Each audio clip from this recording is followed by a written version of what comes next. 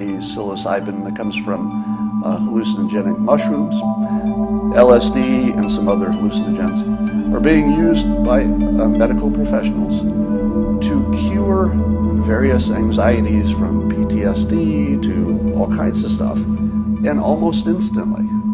In other words, one dose, in some cases, is curing people of a lifetime of mental problems. And there's so much of that, and there's so many stories of it, that it's considered one of the most exciting fields in mental health. Now, if you read up, or if you've had the experience, as I have, of having any kind of hallucinogenic experience, I did mushrooms in my 20s, and I talk about how it was one of my most meaningful experiences. And I read about other people's experience, and the most common thing that people say is that they describe it as ego death. Ego death. Now, if you've never experienced ego death, and you've never experienced any kind of hallucinogenic experience at all, that doesn't mean anything to you. If I said, hey, ego death, what does that even mean? So everybody probably has sort of a personal experience that they tend to describe that way. It's exactly how I described it. Before I'd ever heard anybody else use those terms, it was exactly the words I used. It's ego death. Now, for our purposes, I'm going to define your ego as that part of you that makes you feel special. The thing that makes you feel like you're special and important, that's your ego. I'm giving you a very friendly definition, so no deep psychology here. But the thing that makes you really feel special is your ego. And let me tell you why this is important. By an analogy. Now, analogies are not good for persuading, as I often say, but they're good for explaining a new concept. So here's the new concept. Suppose I said to you, I would like you to take this potato, just a regular uncooked potato, and could you walk it half a mile that way and give it to somebody? Now, forget about why you need to deliver this potato. That's not important. But if I say, could you take this potato and deliver it over there, and you've got the time and the inclination to do that, would that give you any anxiety? Probably not. Because what's the worst that could happen? You drop the potato, well, it's just a potato. You lose the potato, it's just a potato. You get busy and you don't make it with your potato. What's the difference? It's just a potato. That person can get a new potato. Potato has no value. Now let's say I said, instead of a potato, could you take this priceless painting by Picasso and just walk it down the street to my, where it needs to go to the museum? Could you do that for me? Now let's imagine it's a world where there's no crime. So you're not worried about crime. You're only worried about the safety of the painting. And all you're doing is just carrying it half a mile that way and giving it to the museum. How much anxiety would you have if you were holding a priceless, irreplaceable painting and you're just walking down the sidewalk with it? You'd be plenty worried because of the value of the painting. You'd worry that a bird would do something, that a wind would come up and put some dirt on it. You'd worry that you'd trip. You'd worry that somebody would come along. You'd worry that a car would splash water on it. It would be your fault. You'd have to pay for it. You'd have all kinds of things to worry about. And it's only because the painting is so valuable. The potato was not. So what you need to learn is to be the potato. Don't be the painting. Be the potato. Now, why is it that a psychedelic experience would give you ego death and would turn you from somebody who's trying to deliver a priceless painting into somebody who says no care in the world, it's just a potato? And here's my hypothesis. The hypothesis is that when you have the ego death, you have nothing to worry about because there's nothing to protect. And I think that the way that you come about that is indirectly. The way that you get to that is by being in the hallucinogenic experience. You see your environment completely differently for the first time. And yet, and here's the important part, you understand it. You see your world as if it's brand new, but you still understand it. And by the way, other people experience it, explain it the same way. Now, once you've experienced that you could have a completely different set of subjective interpretations of your environment, what does that tell you about your old view of the world? It was subjective. It wasn't right. More importantly, it wasn't important. The way you always saw the world before that first time you saw it differently was never real, and it was never important.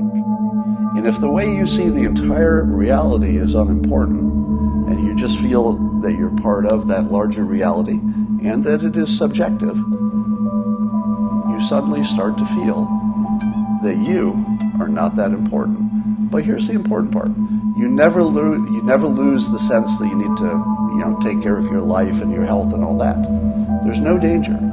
You simply take your unreasonable fear of protecting yourself, and it comes down to a normal, well, I have to eat today, gotta sleep. If I cross the road, still gotta look both ways. There's no downside.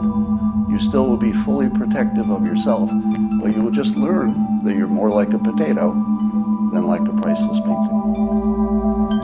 Once you get that feeling that your ego is not important, what would you ever be afraid of? Would you be afraid of the future? No, there's nothing to be afraid of because there's nothing at risk but a potato. So I'm going to walk you through something, a set of thoughts that will reproduce what a hallucinogenic trip would do. So I'm going to give you, without the hallucinogens, and therefore without the risk that any hallucinogen might have, there's a small risk, but you won't have any of that. I'm going to give it to you without that. All right? And bear with me. It's going to take a little bit of setup, and then we're going to do it. Religion. How many people are walking around that have different religions? If somebody is, let's say, a Hindu, and they believe that they have reincarnated and are going to reincarnate, and they're standing in the same room with somebody who's a Muslim or a Christian, are they experiencing the same reality? I would say no. I would say no. If you believe that everything that's happening to you is God's will, that's not really the same reality as the person who thinks it's their own doing or the person who thinks they're in a simulation. These are completely different subjective realities. You also know, because you've been following me for a while, you know that in politics, we can look at the same set of facts and see a different movie. I call it the two movies on one screen. You've seen it now 100 times. You see it every time anybody looks at a document. I see this, a crime. I don't see a crime. I'm looking at the same document. So you can see in real time on the news every single day that people who are sincere, and they're not lying in every case, there are liars on the news, but they're not lying about their perception. They are looking at the same stuff you are, but they're seeing a different reality. Normal, completely common. Once you understand that, you can start to release on your preferred version of the world. You've seen it with the optical illusions like Laurel and Yanni, that you can hear the Laurel or the Yanni. You've seen the ones where you can think a different word, and then the word you're hearing starts to sound like that word, but then you can think of a different word, and the sound you're hearing, it's the same sound, sounds like the other word. You see lots of tests like that. And again, it's showing you that your impression of reality is subjective. Now here's another framing that will change your frame. Instead of seeing the world as there's you, and then there's this reality that's sort of fixed and you're just looking at it, think of yourself as almost like the person in the robot's head. Think of your body as a big old robot. In this case, it's a moist robot or a biological robot. But imagine yourself as a person in the control room inside your head. You're looking out your eyes, and you're controlling this big robot that is your body. Just think about that, and then think about the fact that there are different filters, as I call them, on your perceptions. And so sometimes your big robot body is hungry. You know that you see the world differently when you're hungry. Things bother you that wouldn't bother you. You're angry about things you didn't need to be angry about. But you're not really seeing those things. You're seeing it through a filter of your own hunger. It makes you angry sometimes. Likewise, if you're tired, that's a different filter. Likewise, if you're an optimist, you're seeing the world through a different filter.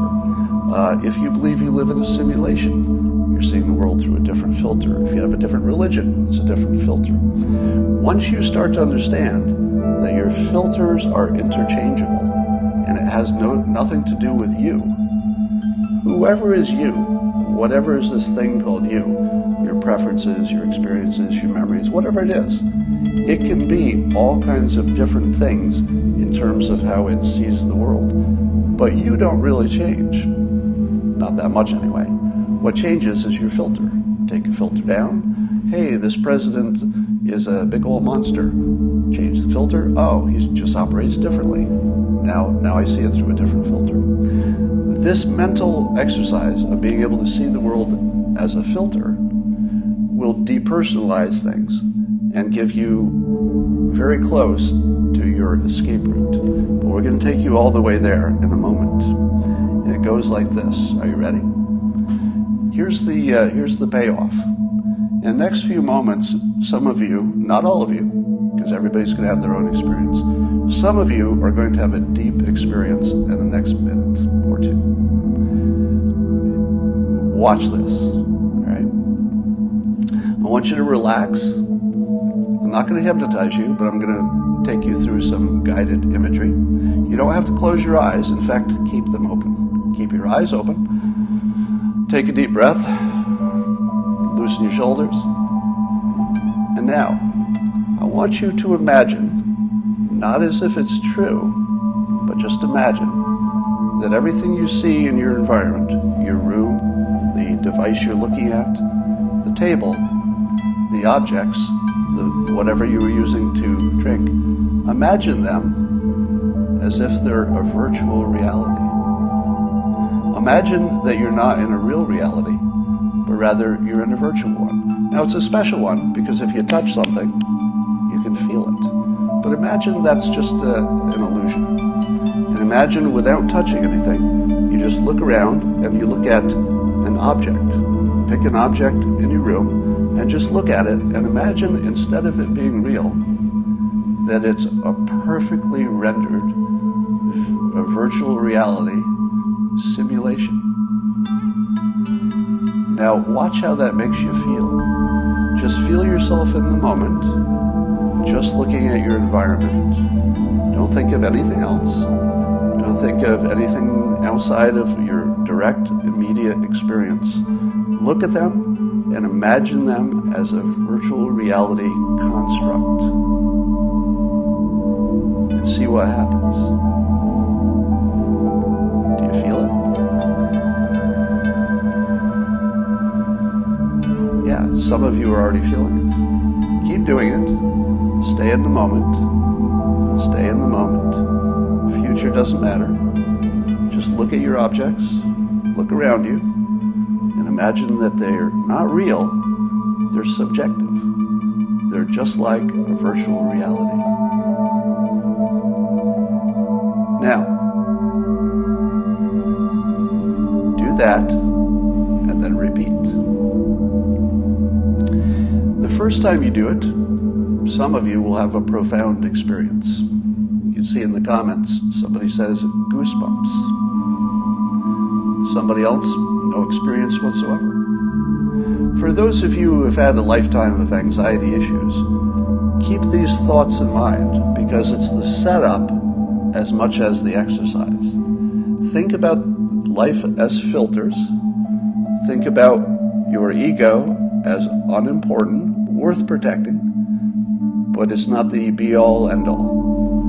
Just see yourself in a simulated, subjective reality and know that you can change the subjective reality if you need to. You have control. You can see in the comments, somebody's crying. Some of you, not all of you, Some of you were just released from a lifetime of pain, a lifetime of anxiety. Some of you just got released. Some of you will be released later. You'll think about this, and you won't be able to get it out of your mind. And you'll repeat the exercise on your own. You'll look around wherever you are. You'll imagine it as a virtual reality, and it will give you the same sensation that people have when they experience ego death. And it will free you. And that's all you need. And I'll end it right there.